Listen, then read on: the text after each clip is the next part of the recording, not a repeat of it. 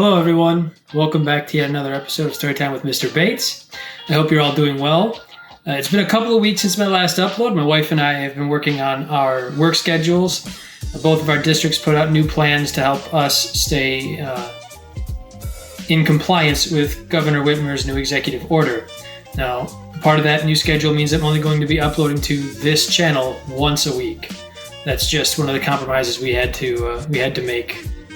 To make our work schedules work so we could also take care of Oliver and I can go grocery shopping and handling all the stuff so that we can continue to live.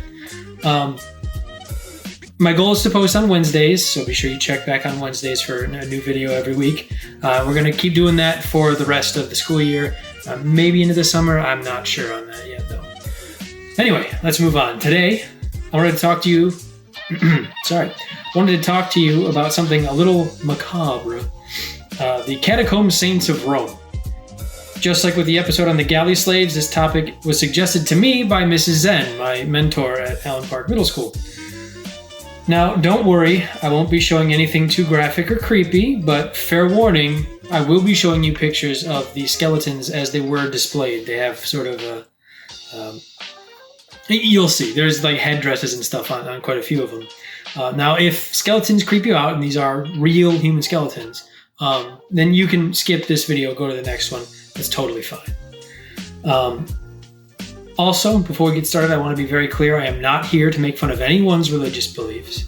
Part of the topic today does deal with the Catholic Church. In fact, it's kind of the driving force behind this topic.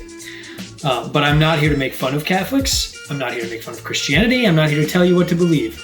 I am just here to talk about the historical facts of this topic. Okay? So, that being said, let's dive in.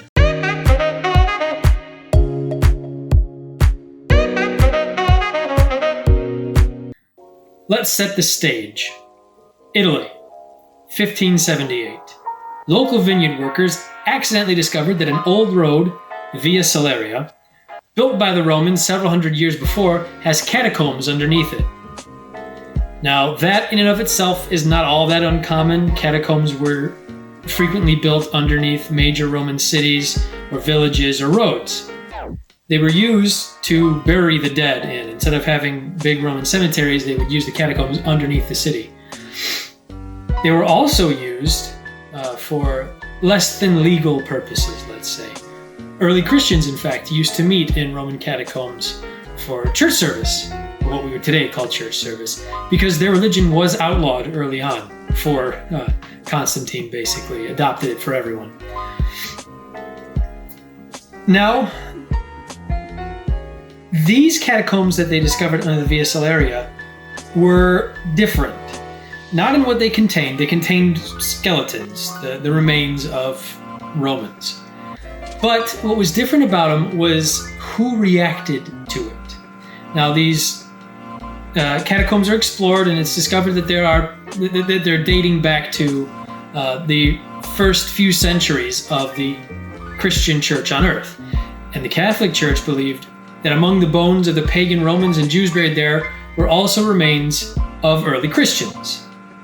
Officials from the Catholic Church in Rome immediately disinterred, or that means to remove, several of the bodies from the catacombs, declaring that the remains buried with Christian accessories or labels or somehow identified as Christian may have or must have been martyrs killed for their faith. This news hit the Christian world very hard. The Reformation had ripped through Europe, and Catholic churches in places like Germany and Austria were losing money and followers amid the anti-Catholic climate. Don't worry, I'm not going to go into the Reformation here, we just don't have time in this video.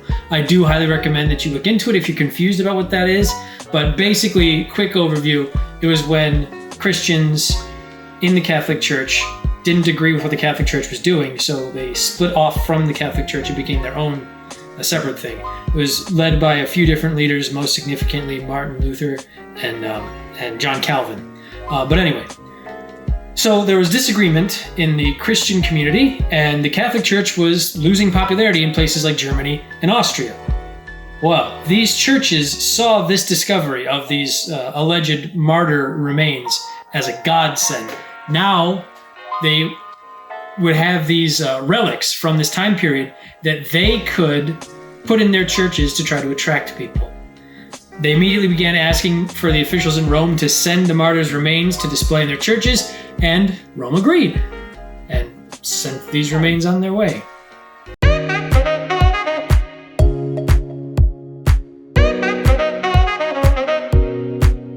Upon receiving the skeletons, people in churches across Europe got to work. Nuns, monks, and lay people, that is, church workers who aren't necessarily clergy, like they're not priests, and they're not in the monastic orders like the nuns or monks. They're just the average person working in the church. Anyway, nuns, monks, and lay people began to dress the skeletons in all kinds of outfits and jewels.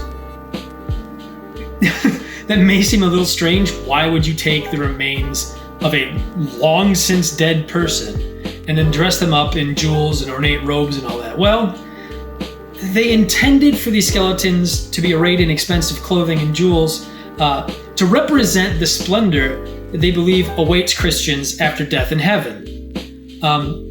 They were displayed in grand fashion and were given names like Demetrius, Innocentius, and Pancras. And quite a few were given the status of sainthood. For those that don't know, sainthood is when a person does something with their life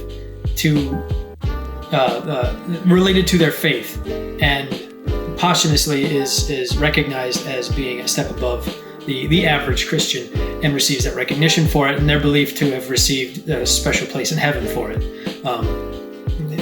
There's a lot of biblical stuff that goes into it, but I'm not going to do it here. This isn't a theology class. Anyway, these saints attracted worshipers to the churches displaying them, and worshipers would come and pray in front of them. So these people are now attracted to these churches because, they've got, the remains of a saint. They've got the remains of a martyr, someone who died for their faith. And they would go and they would pray before these people, asking them to intercede on their behalf in heaven, basically saying, hey, I want to pray through you to talk to God. Because of this, these churches that had lost quite a bit of, were starting to see tithes come back. They're starting to see church members come back because they were attracted by the presence of these remains, these relics. However, that would soon change.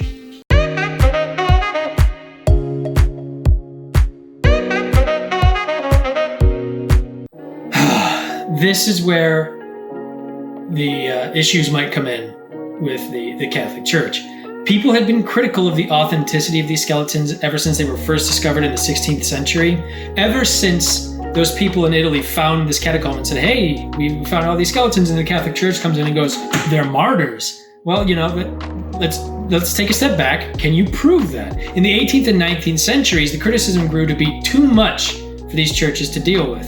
Skeptics pointed out that the church had not confirmed that these people were in fact martyrs in any way. They could have been Christians living during this time period who simply died of natural causes or of some disease, or, there are a variety of ways you can die in the Roman world, as we saw in the first video. But the Catholic Church just assumed, they must have died martyrs. Okay. Because the church couldn't prove that these people were indeed martyrs, or even that they were deserving of the sainthood they were given, many of the skeletons were quietly removed from the churches they were displayed in and were buried. Some still remain on display to this day, but not out for the public to see. In order to see these catacomb saints, you have to get special permission to visit one of these churches that has them and see these skeletons for yourself. It seems the Catholic Church is not very fond of showing off these saints' remains. Understandably so. It could be a source of embarrassment or shame, to be totally honest. That said, if you're interested in learning more, you should check out the book Heavenly Bodies by author and photographer Paul Koudenaris. He actually got permission to see these remains, and he took pictures of quite a few of them, and he compiled them in this book. Really good pictures in there if you're into that sort of thing. Some of them get a little freaky, if you ask me. Like, there are some that have shawls over their faces that have the face painted on the shawl, and it's like, no, thank you. I can handle it when it's just a skull. I can eat. There's some that have like jewels in the eyes, and that's a little much. But when you put the face over the skull, it's like, no, that's too much for me. Anyway, so ends another episode of Storytime with Mr. Bates. Please remember to like the video if you enjoyed it, and subscribe for more weird, interesting, and strange historical videos every Wednesday. Now for today's question of the day. Do you think the Catholic Church officials did the right thing by removing these remains and sending them all over Europe, or should they have left them there in the catacombs to rest? As always, leave your answer in the comments below, and I'll see you in the next episode. Have a great rest of your day, you lovely, lovely people. Bye.